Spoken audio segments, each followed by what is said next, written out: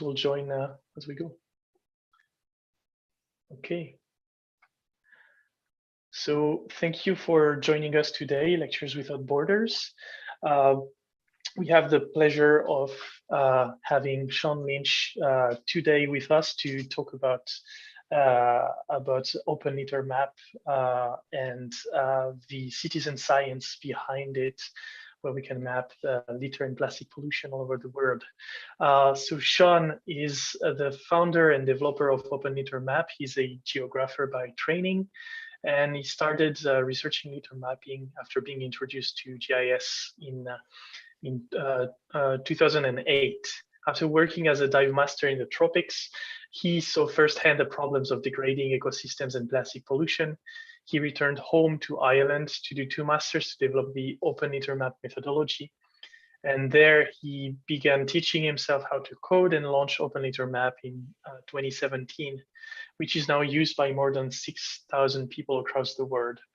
So today we are going to hear from Seán during about approximately 30 minutes. And after those 30 minutes, the attendees will be invited to join us for a Q&A and ask all the questions they want to ask Seán in the chat or the Q&A panel.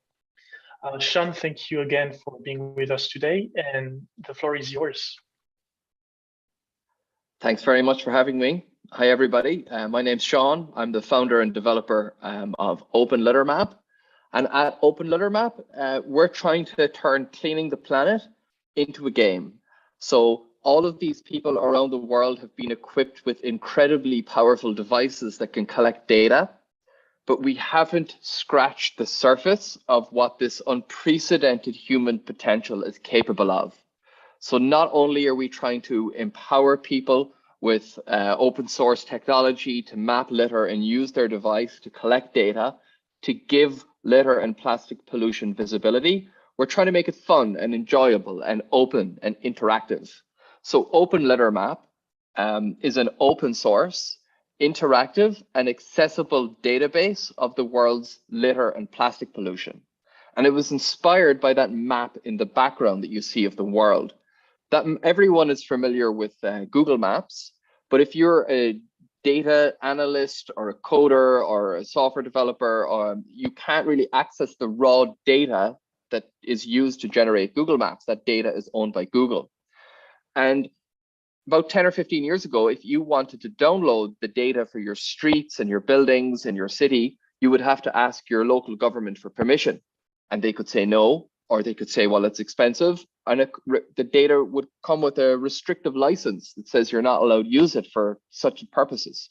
And the mappers of the world were really frustrated by this. So people came together and they decided, why don't we just crowdsource this data ourselves? So a new project was born called OpenStreetMap. That's the map in the background. And OpenStreetMap.org is now the most comprehensive and detailed map of the world ever created. Over 2 million volunteers have crowdsourced this data, which continues to be updated daily. Its OpenStreetMap is now the background map used by Snapchat and Facebook.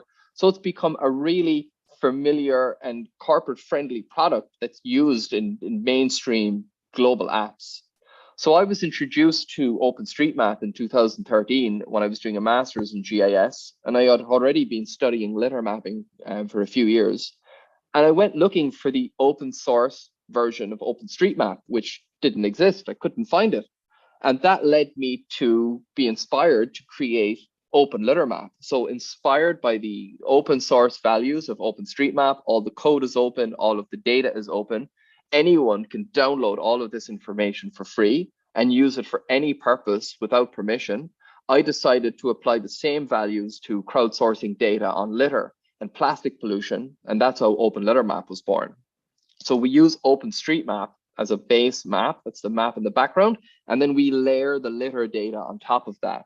And all of the code to generate OpenLitterMap is open, so you can review our code, you can learn from it, you can build with us, you can use this as a good starting point to change litter to something else and have a great starting point to do citizen science. And all of the data is open, so you can download all of the data for any location.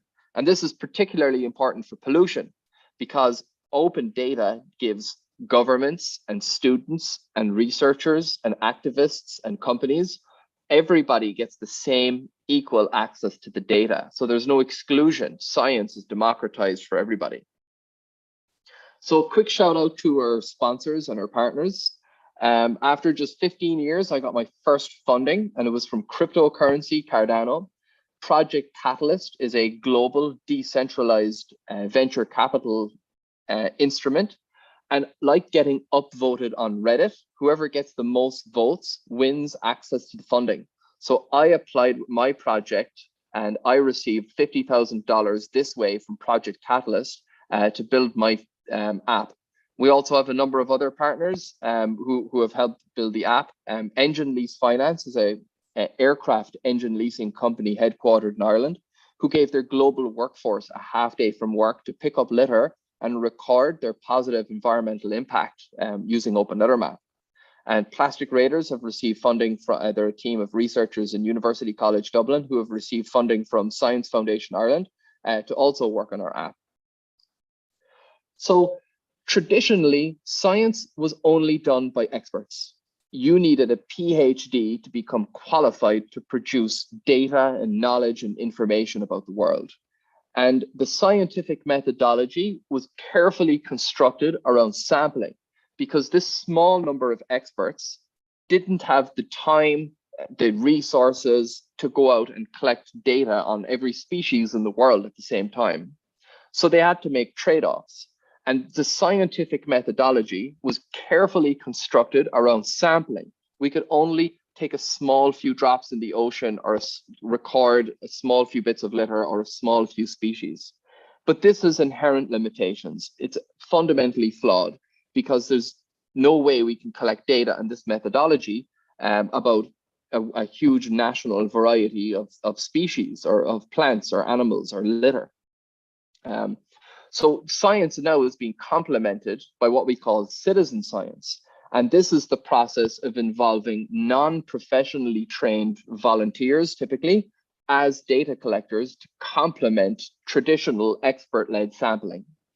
So all around the world, about 1 billion people have been equipped with one of these. And this is not just a phone. This is a hand-size, geolocated supercomputer.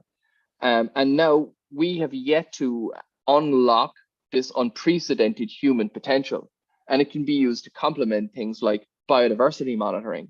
So this is a map of the native hedgehog species in Ireland, where I'm from, which was crowdsourced entirely by citizen scientists. So now the scientific methodology was conceptualized in an era when only experts could produce this information. Now we're witnessing this massive paradigm shift where it's not just a top-down process where the experts can create information, but ordinary people all around the world are empowered now with devices that can collect data. And what we're witnessing is this bottom-up transformation in who is allowed to create knowledge, what kind of knowledge are they creating, and how can this transform science, and how can we start producing these huge new national and global data sets? So this is citizen science.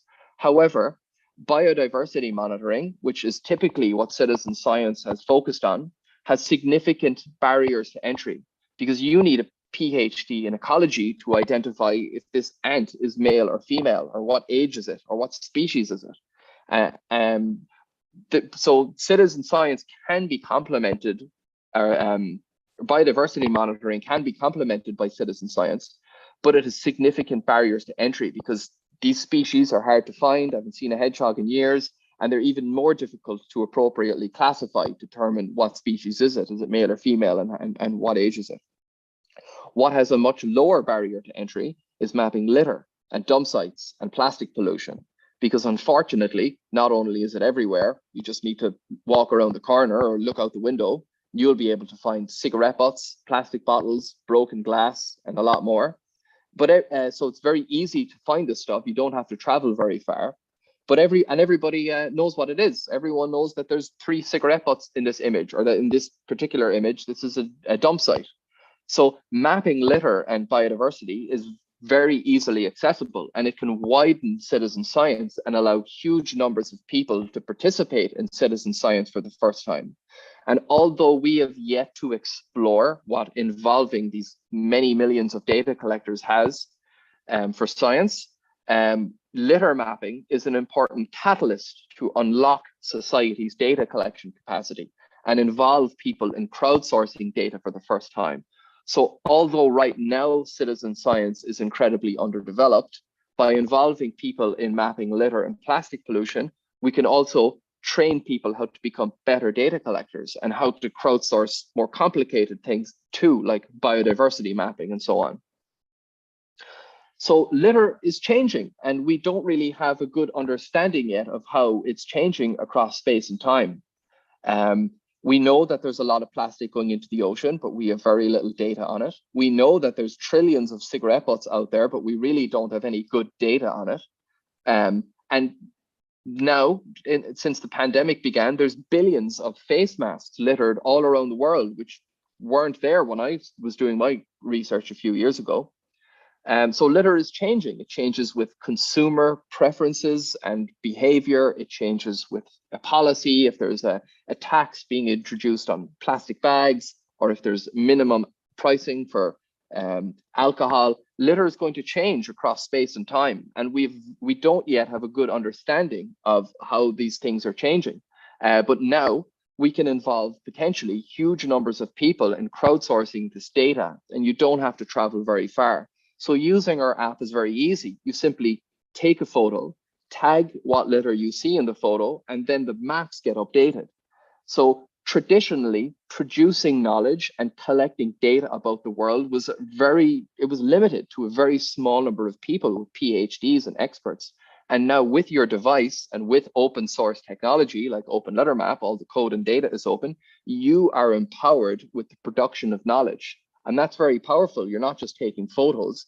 That photo has a location. And in that photo, we can determine real world observations that you're making, factual scientific observations about your surroundings.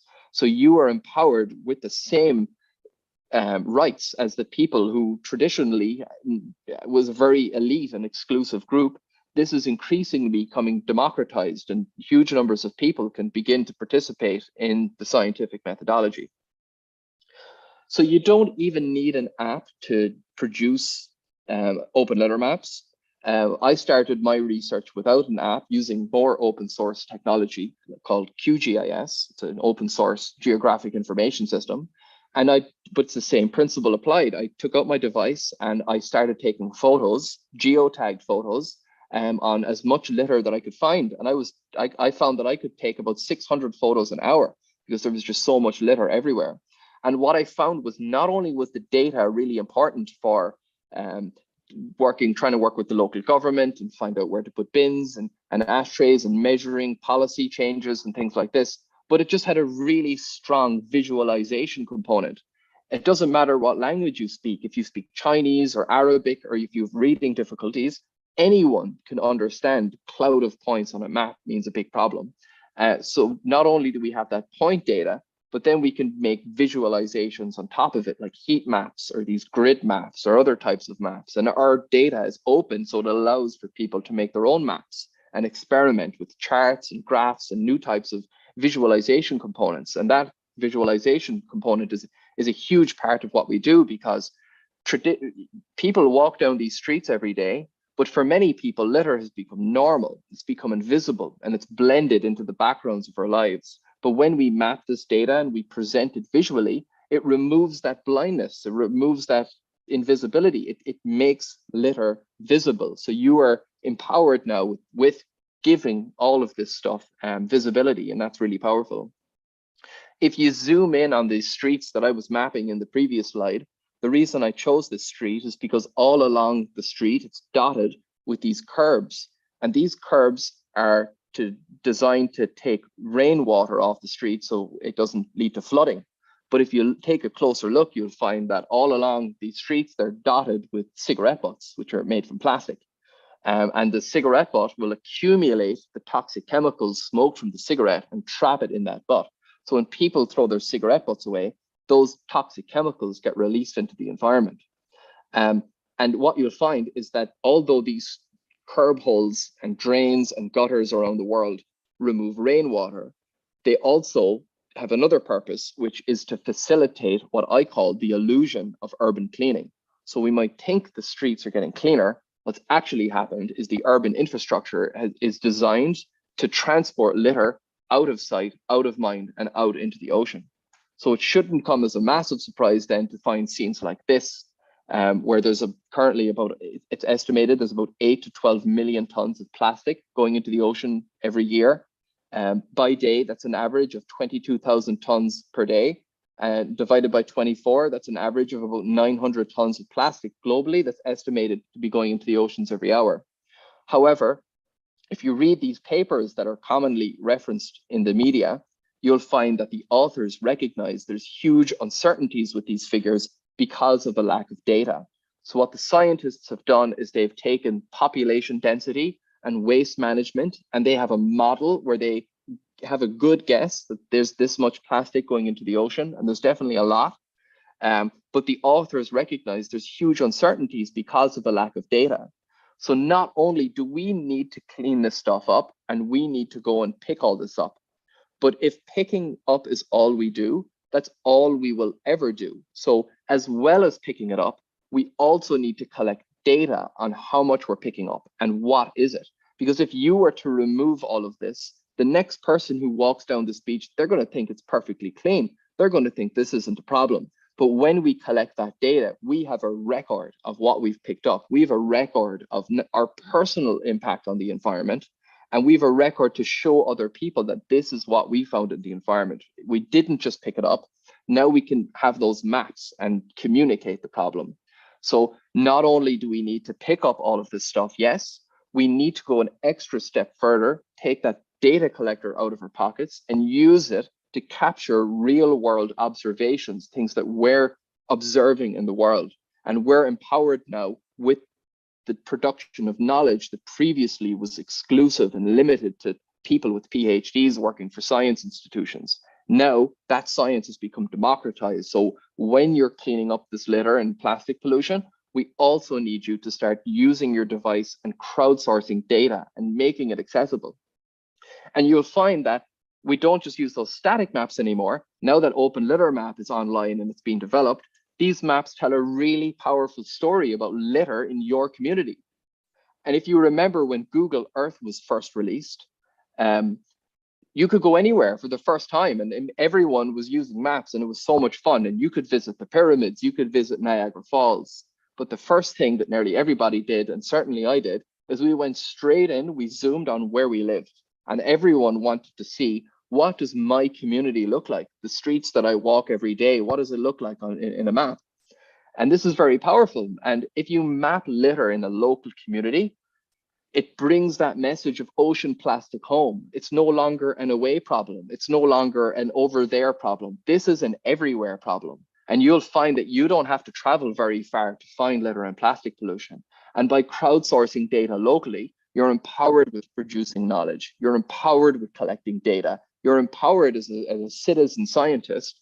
And this information is important, not only for research and science, but just for visibility, to give this problem, make it accessible. And it doesn't matter what language you speak, anyone can interact with this data and it's very accessible.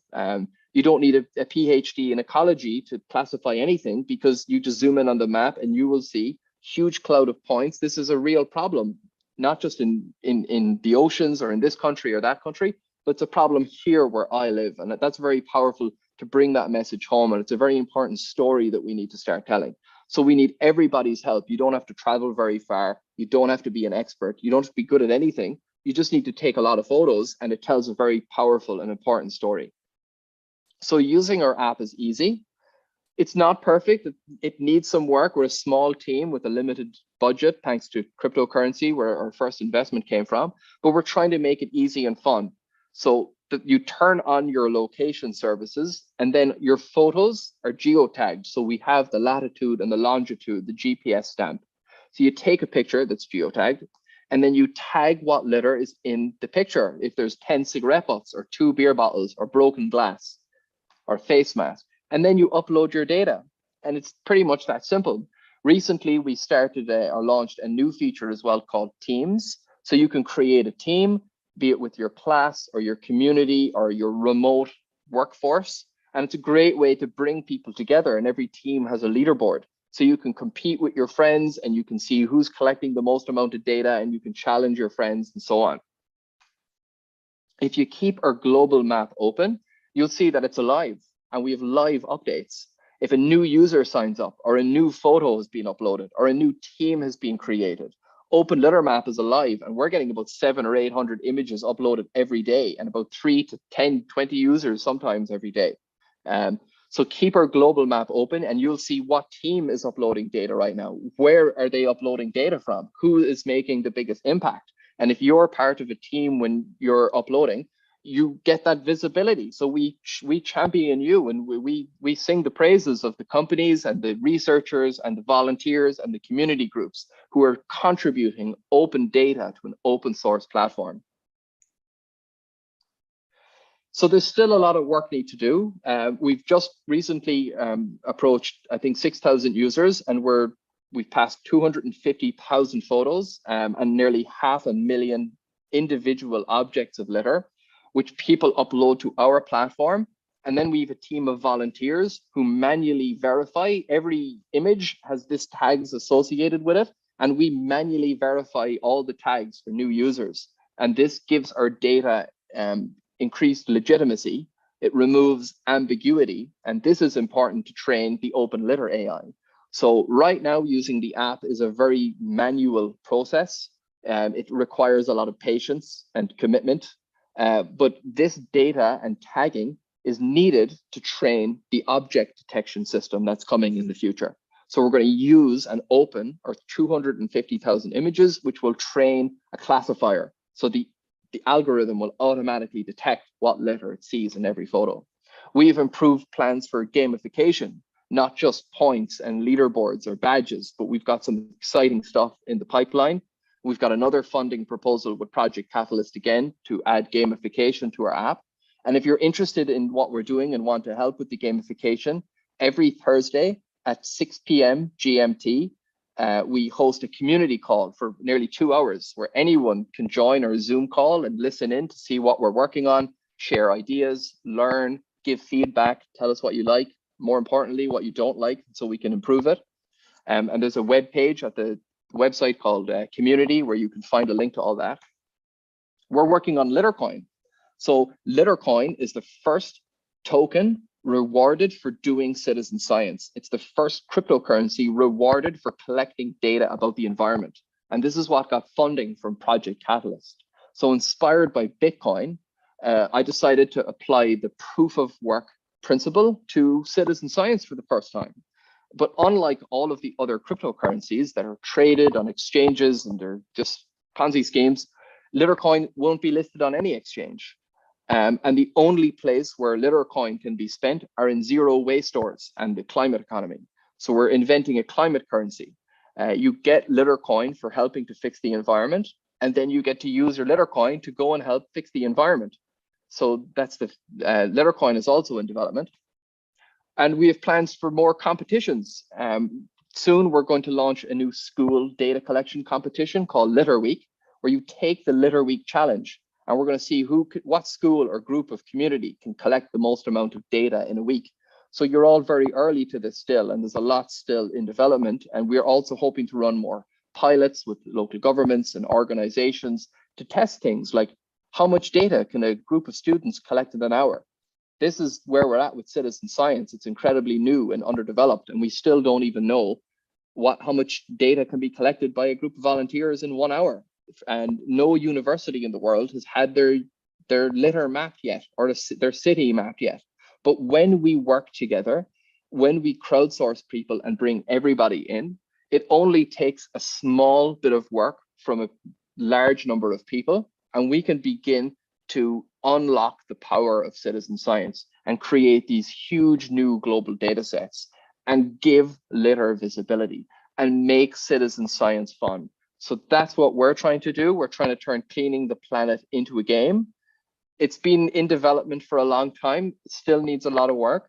But if you're interested in what we're doing, we'd love to have you join us and get your feedback, because especially at this early stage, getting feedback from users at the app right now is critical to help us find the pain points that people are having trouble with and what do they really like. And we welcome you to join us on our weekly community calls every Thursday and help us shape the future direction of OpenLitterMap.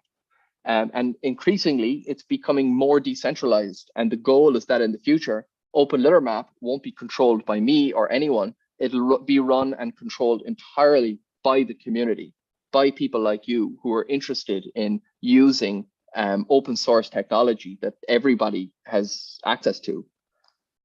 So that's it for me. And if you're interested, visit openlittermap.com. Keep our global map open. Since I'm still sharing my screen, we can see if anybody's signing up.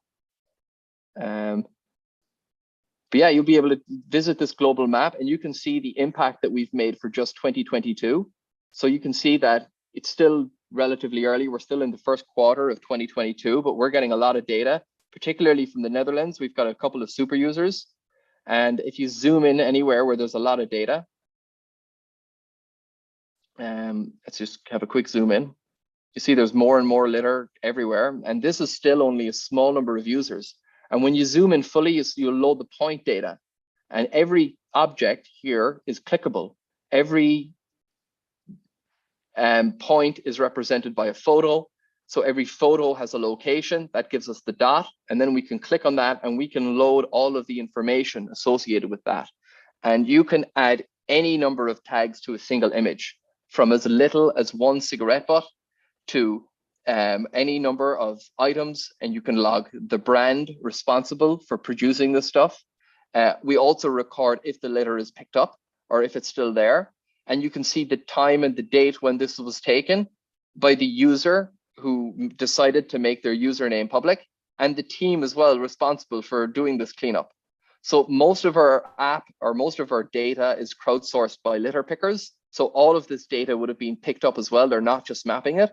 These are people that are picking all of this up and taking photos of it to give it visibility, to try and communicate the problem. Because if they were to pick all this up and you were to walk down the street, you'd think it's perfectly clean and you wouldn't know that there's a problem.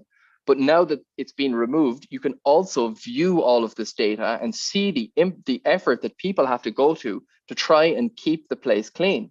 And because we're also logging data on the products and the brands responsible for producing this stuff, we can have a conversation with those companies and try to help them create more sustainable packaging or try and extend producer responsibility. So there's a garage here that would probably sell drinks and food and normal things you would expect from a garage, but there's probably just one bin right outside the door. But it's probably not good enough to capture all of this waste, some of which probably comes from that location. So with this data, we can approach those retailers and we can have a conversation and to say, well, our data suggests or proves that in fact there's actually a 500-meter radius that you're profiting from and you should be responsible for. And now we've got the data to try and enforce that.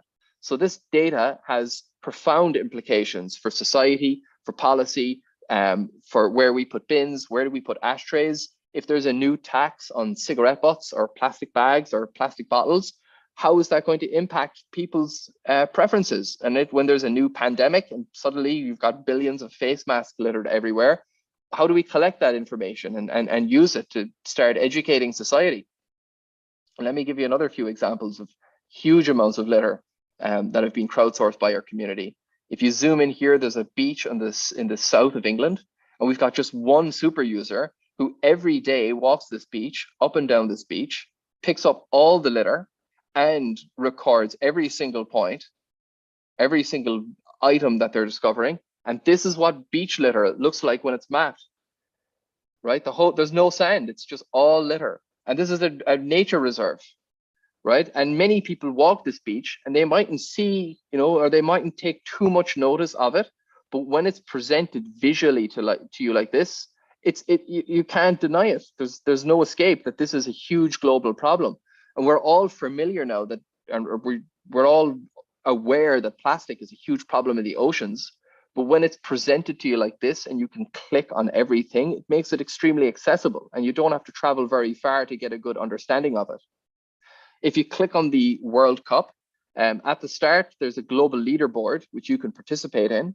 And then there's a list of all the countries in the world. So right now, the United States is in first place with just over 100,000 tags, followed by the Netherlands, just less than 1,000 tags, a couple of hundred.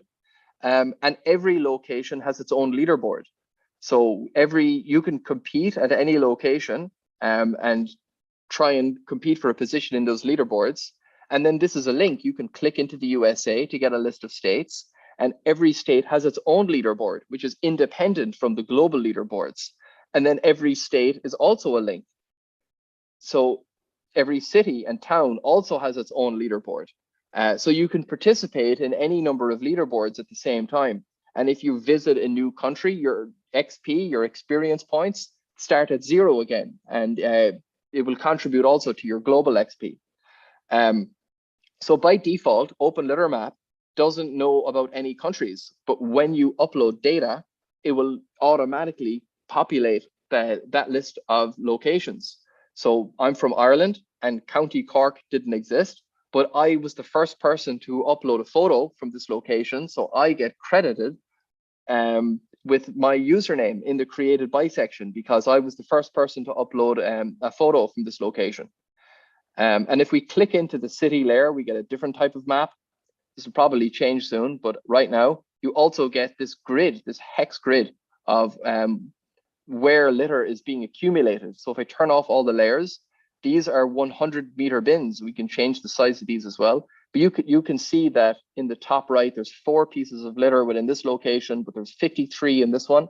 So this can give us good information about how things are changing over time. And if we put a bin here, how is it going to impact where the litter is accumulating? We can also turn on and off the litter by category. So we can see where is the soft drink litter accumulating, like plastic bottles and straws, or where is the alcohol related litter accumulating? It seems to be up here where the young people are hanging out. This is where we're finding broken glass and beer bottles. And we have new information about how we're gonna educate society. But the most important way that we're going to educate society is just with our devices. So I would suggest that if we're not educating people with maps through our devices, we're probably not going to educate them at all. So we need to, all around the world, there's about 1 billion people who've got one of these. We've learned how to use them to crowdsource data or to share information about news articles and memes and a tweet and a Facebook post. So we've learned how to do this. And that was very powerful because some scientists have been trying to get the word out about plastic pollution since the 1970s when marine plastic was first recognized to have a global distribution. But it wasn't until social media came around that hundreds of millions of people were suddenly able to share and consume information. And this changed the narrative. Suddenly people could have a conversation about plastic pollution, and there was a huge global awakening.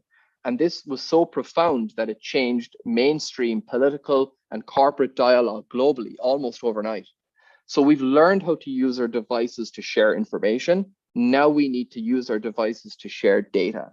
So that's the purpose of OpenLitterMap, is to empower people, empower the whole world with open source tools that can help us unlock that data collection capacity and produce new maps and new information about where litter is accumulating to give it visibility. So previously, this practice was limited to people with PhDs in science institutions, and now it's opening up for everybody. So that's the point of OpenLitterMap. It's open source, it's open for everyone.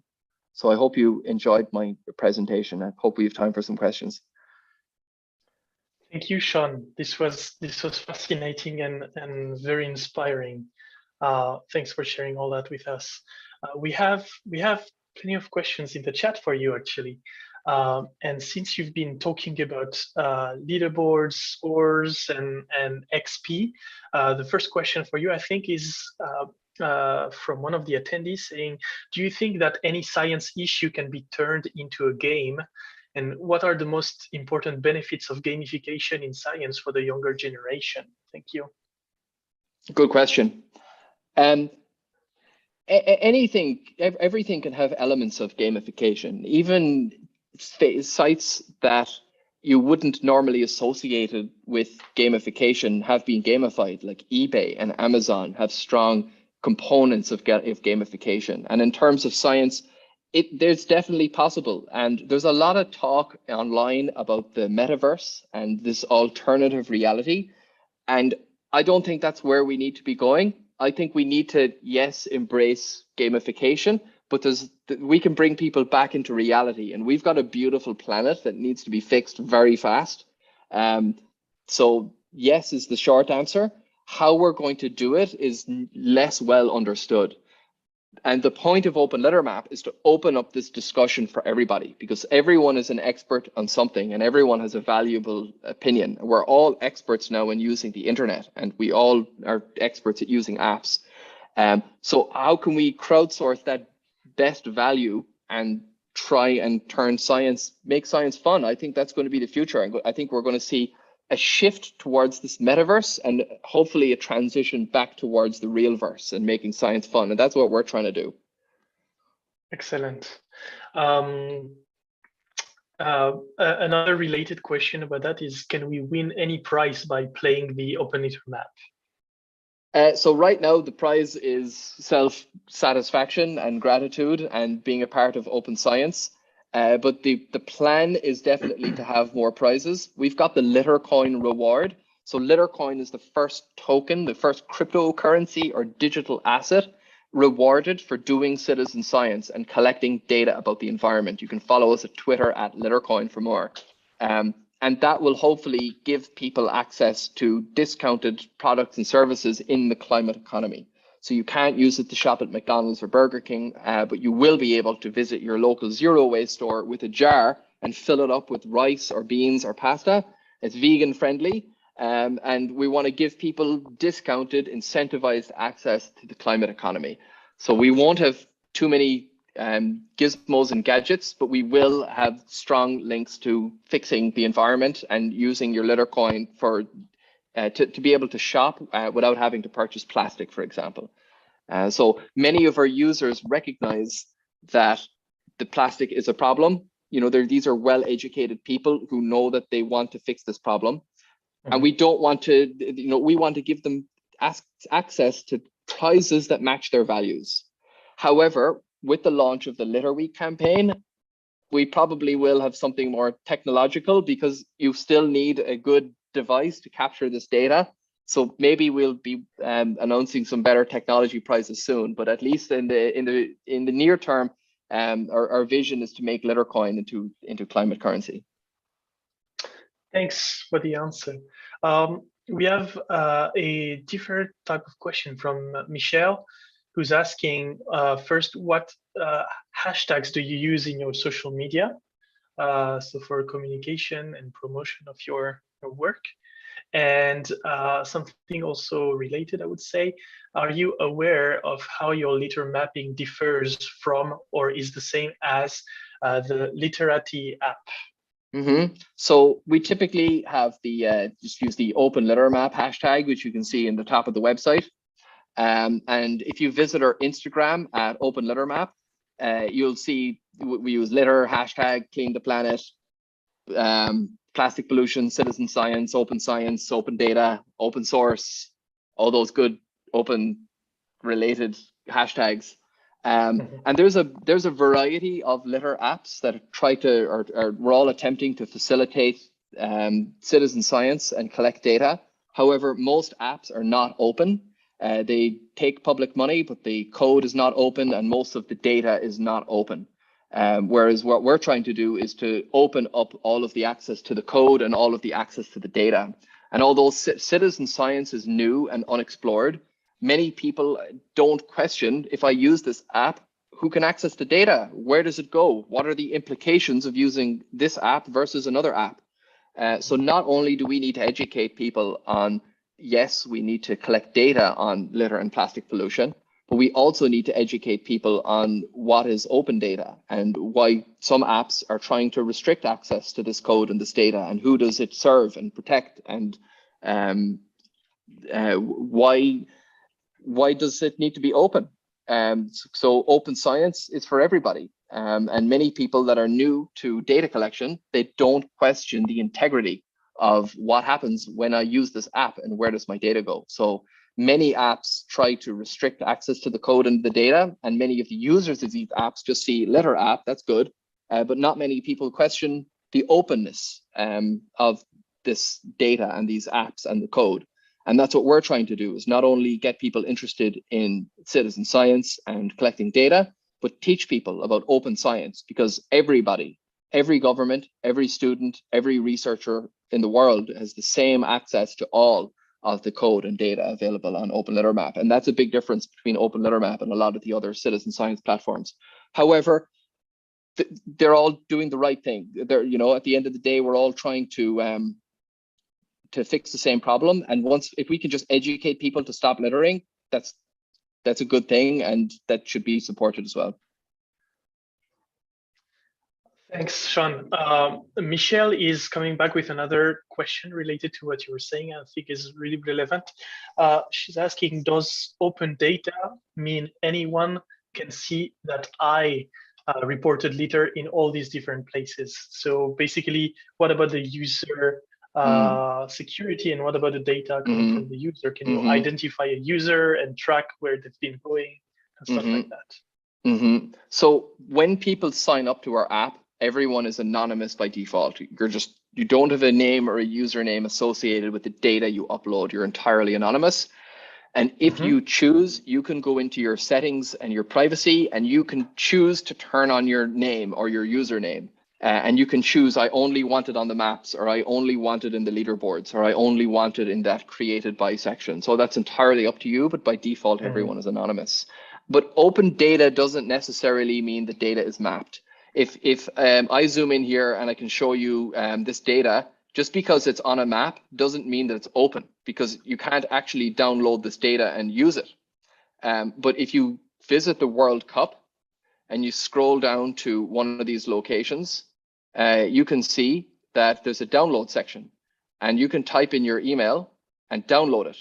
And you actually get the raw data associated with it. You get the GPS points, the latitude and the longitude. You get all of the information associated with that data. How many cigarette butts, how many plastic bottles, and whatever else, as well, and some more stuff as well, like the full OpenStreetMap. So open data means that you can actually download the raw data associated with making these visualizations. So this is just a map, and a visualization is very powerful, but it doesn't give you the raw data. To get that, you need to actually be able to press the download button and get a file emailed to you that contains all of that information. Good question. Okay, excellent. Regarding the visualization, something I thought about when I looked at the map is that it seems that you're dependent on both super users for getting as much data as possible, and big cities. It seems that the places where you have the most data are places where you have the most people, right?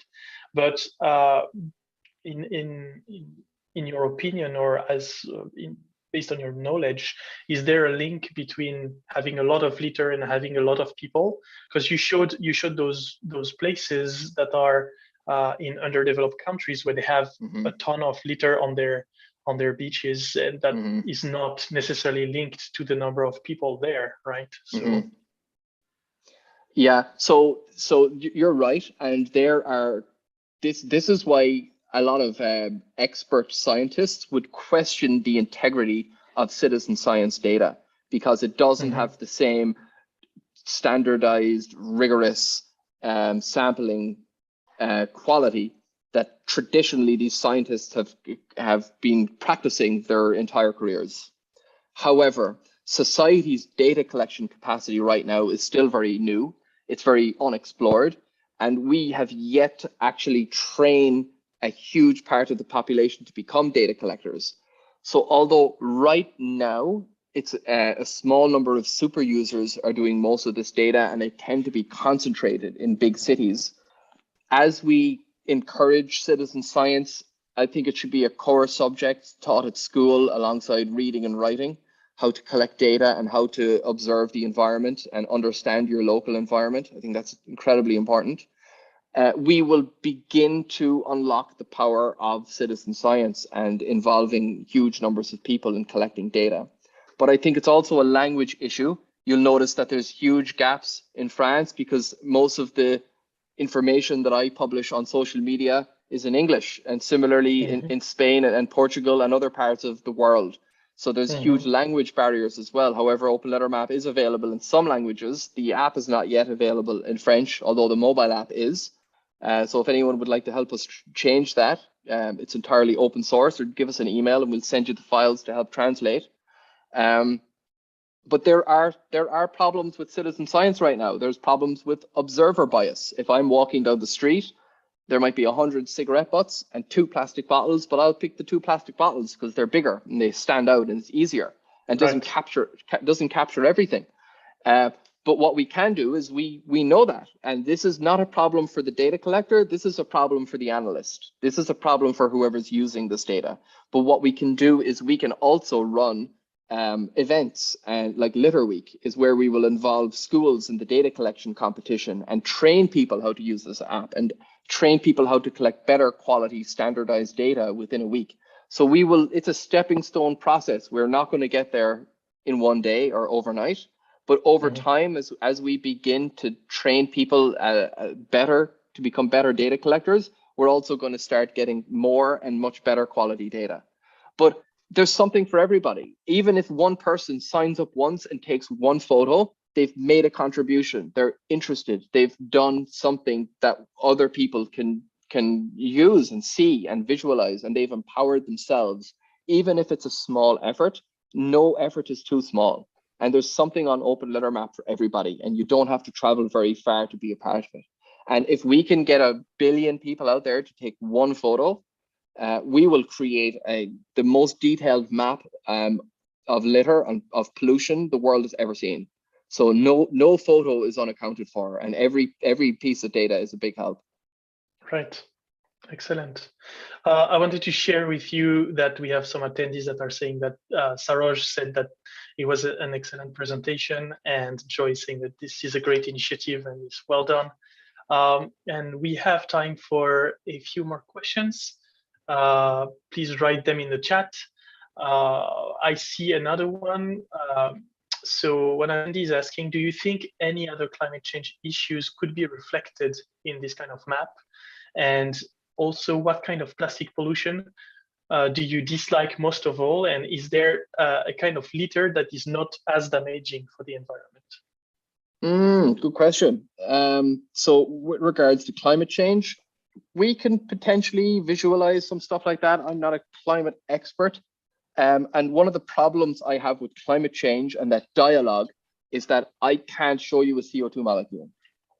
Right, I can't. It's even for climate scientists. They spend their whole careers studying climate change, and you can't show me a CO2 molecule. So for the average person who's not scientifically inclined, it's a very difficult concept to understand that there's, these invisible gases are somehow a problem.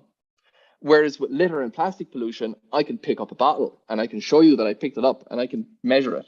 And it's tangible and it's accessible and it's approachable and you don't have to travel very far.